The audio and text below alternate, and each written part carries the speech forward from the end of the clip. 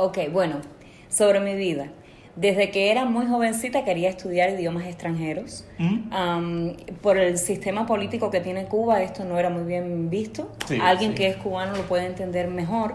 En Cuba, por ejemplo, no es muy bien visto que las personas escuchen mucha música en inglés, y yo era una amante de la música en inglés. Me encantaban los Beatles, me encantaba Michael Bolton, y por supuesto eso me ganó como una estrella en la frente. Todo el mundo decía, ella es rara.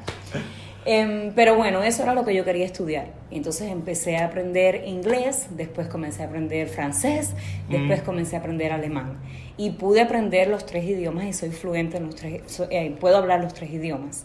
Y cuando llegaste a los Estados Unidos o a Canadá, ahí solo hablabas el inglés o el francés, o hay muchos hispanohablantes en Canadá. Y para mi sorpresa, cuando llegamos a Montreal, existe una comunidad hispana muy grande, pero sí, no sí. de cubanos. Okay. Lo que me llamó la atención es que hay muchas personas de Colombia, principalmente colombianos.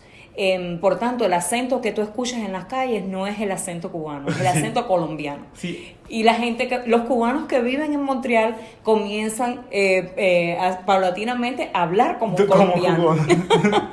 Sí, es bien gracioso. Okay, ¿cuáles son algunas similares y diferencias entre los Estados Unidos y su país original? Estos pueden ser socialmente, políticamente, económica. Muchísimas Sí, diferencias, sí. muchísimas. Bueno, se cree en los valores que promulga el socialismo, que propone Marx y Engels, que todos somos iguales, todos somos trabajadores y todos somos iguales, y aparentemente no hay capas sociales, lo que no es real. Es un sueño, es una utopía, no es real. Sí existen capas sociales, that's life, es así.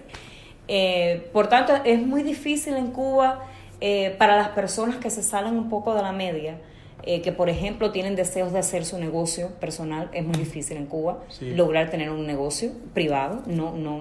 Casi no pueden hacerlo, casi nadie puede hacerlo.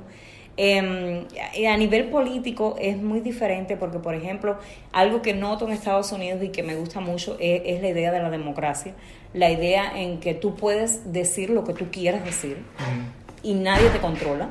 En Cuba, cuando yo fui maestra en Cuba, tú tenías que repetir el mismo discurso, y seguro que la maestra Castro allá sabe de lo que estoy hablando. Tú tenías que repetir el discurso que te decían que debías decir. Es decir, las ideas propias no se aplauden.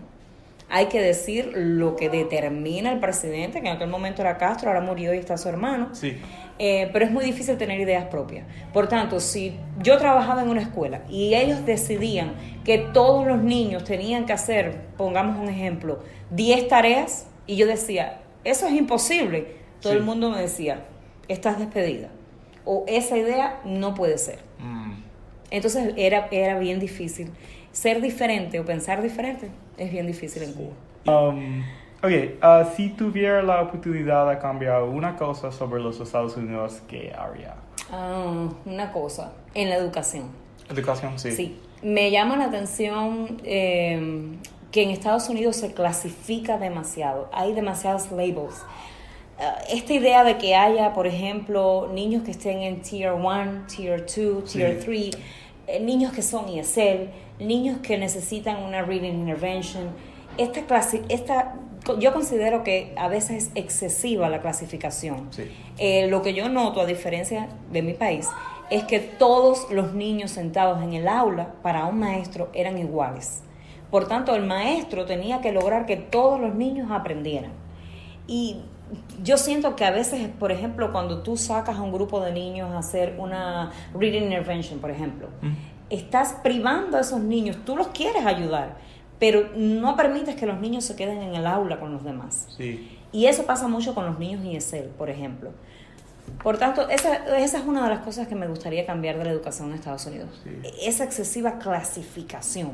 Cuando tú lees los informes, que tú dices, que dicen, hay 10 hispanos, 20 hindúes, 10 asiáticos, a veces yo me pregunto, ¿para qué? ¿Para qué? ¿Por qué es tan importante saber que existen 10 niños afroamericanos y 10 niños blancos?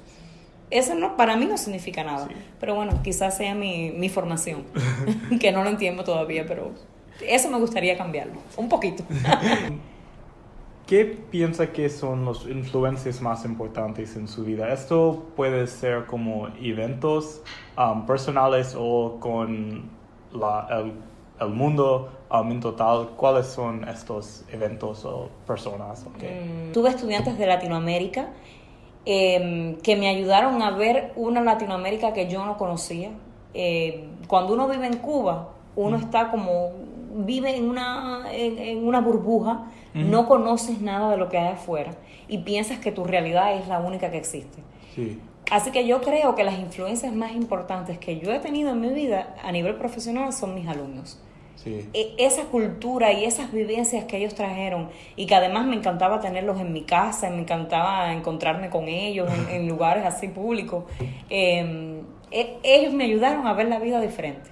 Sí. Cada uno de mis alumnos con su cultura, con su vivencia, han hecho de mí la maestra que soy hoy, la profesora que soy hoy. Sí. Una influencia bien grande. Sí.